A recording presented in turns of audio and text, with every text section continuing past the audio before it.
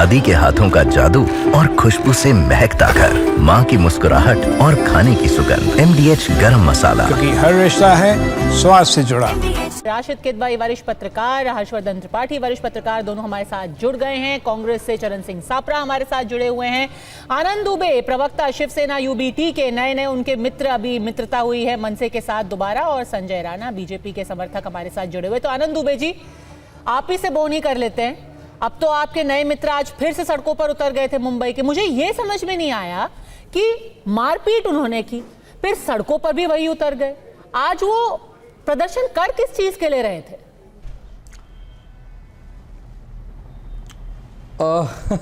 नमस्ते पद्मजा जी। नमस्ते। अपने ही राज्य में, अपने ही मराठी भाषा के लिए, अपने ही मराठी मानुस के लिए अगर एक मराठा समाज जो कि मीरा भाईंदर में रहता है मराठी संगठन के नाम से, वो आंदोलन नहीं कर सकता? और अगर आंदोलन करने की बात कहता है तो उसको 3 बजे 4 बजे रात को सुबह 5 बजे पुलिस पकड़ ले जाती है, जेलों में रख देती है और शाम को छोड़ देती है और ये कहती है कि आपके आंदोलन को हम परमिशन नहीं दे सकते, कानून व्यवस्था बिगड़ जाएगी। जब यही आंदोलन कोई अमराठी व्यक्ति करता है तो पुलिस ऐसा नहीं करती, पुलिस गिरफ्तार नहीं करती। ये दोहरा रवैया क्यों? और पुलिस के इस रवैये के बावजूद सरकार में ही बैठा मंत्री वहां पर पहुंचता है। वो क्यों पहुंचता है भाई? क्या माने दोनों तरफ कैसे चल सकते हो? या तो आप एक कहो कि महाराष्ट्र नवनिर्माण सेना या मराठा समाज के आंदोलन को हम बिल्कुल ही अलाउ नहीं करेंगे, तुम्हारा ही मंत्री उसमें पहुंचता है ये दिखाने के लिए कि हम भी मराठी मानुस हैं, और जब हम परमिशन मांगते हैं तब आप परमिशन नहीं देते। देखिए, विषय ये नहीं है, विषय ये है कि भारतीय जनता पार्टी मराठी मानुस से नफरत करती है। नहीं सर, देखिए यहीं पे आपने राजनीति कर ली। पहली बात तो ये मराठी समाज का प्रदर्शन नहीं था, ये मनसे का प्रोटेस्ट था।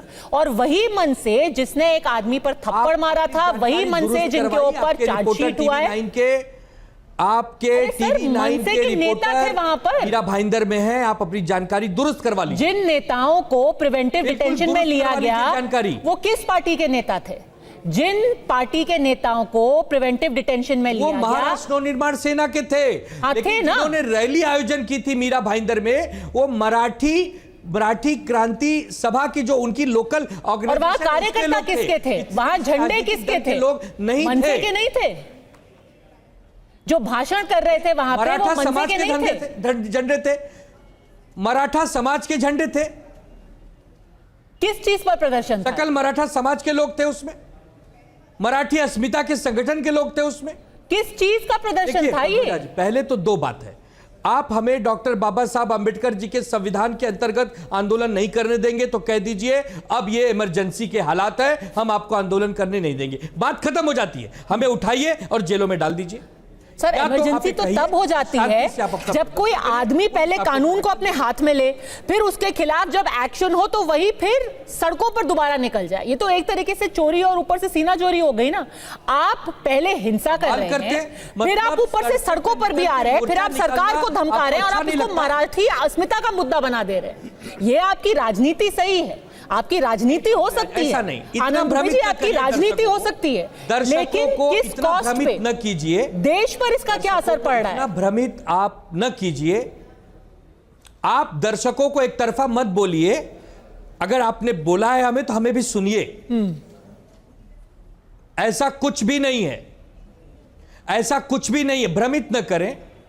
एक आंदोलन था, एक मोर्चा था जिसको पुलिस ने नहीं होने दिया, यह कह के कि कानून व्यवस्था का डर है। कोई बात नहीं, हमें पकड़ लो, हमें जेलों में डाल दो, हम फिर ट्राई करेंगे, फिर पकड़ लेना, फिर जेलों में डाल देना, लेकिन हम नहीं करेंगे आपके डर से। ये अगर आपको लगता है तो ये डर हमें अच्छा लगता है और हम बार बार करेंगे। अच्छा, पहली बात ठीक है, ये राजनीति नहीं है, सिर्फ मराठी अस्मिता है। पर आज अचानक क्यों मराठी अस्मिता पे आप प्रदर्शन करने गए? नहीं, हमेशा करते रहे। हमेशा शिवसेना का जन्म जब 1966 में हुआ तो मराठी मानुस के लिए आंदोलन करके हुआ है, दुनिया को मालूम है ये बात। ये तो भारतीय जनता पार्टी हमारे कंधे पर बैठ के 2 सांसद से 300 सांसद पहुंच गई। हमारे प्रेम, हमारे विश्वास, हमारे स्नेह को धोखा दे के आगे निकल गई। ऐसा नहीं है, महाराष्ट्र में शिवसेना का जो रुआब कल था वही आज और वही कल रहेगा। हमने उनसे दोस्ती की थी, क्योंकि वो नेता वैसे थे। पंडित अटल बिहारी वाजपेयी, लाल कृष्ण आडवाणी जी, मुरली मनोहर जोशी जी, प्रमोद महाजन जी, गोपीनाथ मुंडे जी, कहाँ है वो नेतागण आज? अच्छा। ये तो नई भाजपा है ना, ये तो निशिकांत दुबे वाली भाजपा है। अच्छा। जो कहती है पटक पटक के मारेंगे और कोई भाजपाई शर्म के मारे विरोध नहीं कर सकता। कितनी लाचारी है, इतनी लाचारी के लिए प्रचंड बहुमत दिया था महाराष्ट्र के लोगों ने, 250 सीटें जिता दी विधानसभा। ठीक है, आपने प्रताप सरनायक की बात कर ली, आपने निशिकांत दुबे की बात कर ली और उन पर सवाल बिल्कुल पूछा जाना चाहिए, लेकिन आपने फिर भी नहीं बताया कि मनसे की गुंडागर्दी पे जितने आप चुप थे आज इतने मुखर, और ये प्रदर्शन अभी तक क्यों मराठी अस्मिता पर अचानक हो रहा है ये मुझे तो समझ में नहीं आया। लेकिन इसको भी किस तरीके से ट्विस्ट दिया जा रहा है, इसको आपने गैर मराठी भाषी बनाम मराठी अस्मिता का मुद्दा बना दिया है संजय राणा। और आज यही सवाल पूछा जा रहा है कि गुजराती दुकानदार अगर कर रहे हैं प्रदर्शन तो सब ठीक है, लेकिन मराठी मानुस को अनुमति नहीं दी जा रही। Padma ji good evening to my fellow panelist. देखिए ऐसा है कि शिवसेना हो चाहे MNS हो, ये कभी मराठी मानुस के साथ थी नहीं। इसकी उत्पत्ति 1966 में होती। 69 से जब से बाला साहब ठाकरे ने इस चीज़ को अग्रसर किया था तो पहले किसके विरोधी थे? ये साउथ इंडियन के विरोधी थे। उसके बाद किसके विरोधी हो गए? उसके बाद ही विरोधी हो गुजरातियों के, अब हो गए नॉर्थ इंडियन की। ये पार्टी कभी मराठियों के साथ खड़ी नहीं थी। ये बताइए आज तक एक भी सांसद का नाम संजय राउत का हटा दीजिए और एक व्यक्ति का नाम हटा दीजिए, 8 ऐसे राज्यसभा सांसद हैं जो गैर मराठी हैं, चाहे जेठमलानी हो, प्रियंका चतुर्वेदी हो, अनिल देसाई हो, चाहे वो राजकुमार धूत हो, शरद जोशी साहब हो, संजय निरुपम साहब हो, इनको मराठी नहीं थे, ये मराठी नहीं थे, ये सब नॉर्थ इंडियन, ये बाहर से आए हुए लोग थे जिनको कहीं ना कहीं इन्होंने पार्लियामेंट में भेजा था। नंबर 3, देखिए शिवसेना के पास मराठी मानुस की बात कर रहे हैं, लेकिन मराठी की बात रखने के लिए भी दुबे जी की जरूरत पड़ रही है। वहां पे भी मराठी मानुस का कोई अधिकार छीन लिया गया है, दुबे जी को बैठा दिया गया है। चौथी बात, देखिए ये पार्टी कभी भी ना अपने लिए काम कर रही थी, सिर्फ अपने लिए काम कर रही थी और अपने लिए ही काम करती रहेगी, मराठी मानुस के लिए कभी नहीं करेगी। छोटा सा एग्जांपल देता हूं, 2004 में कोहिनूर मिल बिका था, 2009 का जाके इकोनॉमिक टाइम्स, सर पढ़ लीजिए, सर पढ़ लीजिए, बीच में सर पढ़ लीजिए, मैं पढ़ लिख के आता हूं। सर दुबे जी अरे पर प्रांतीय वाली बातें ना करो, आपके पास तो प्रवक्ता भी मराठी नहीं है, आपके पास तो प्रवक्ता भी मराठी नहीं है। दुबे जी को टीवी पे लाना पड़ रहा है डिफेंड करने के लिए।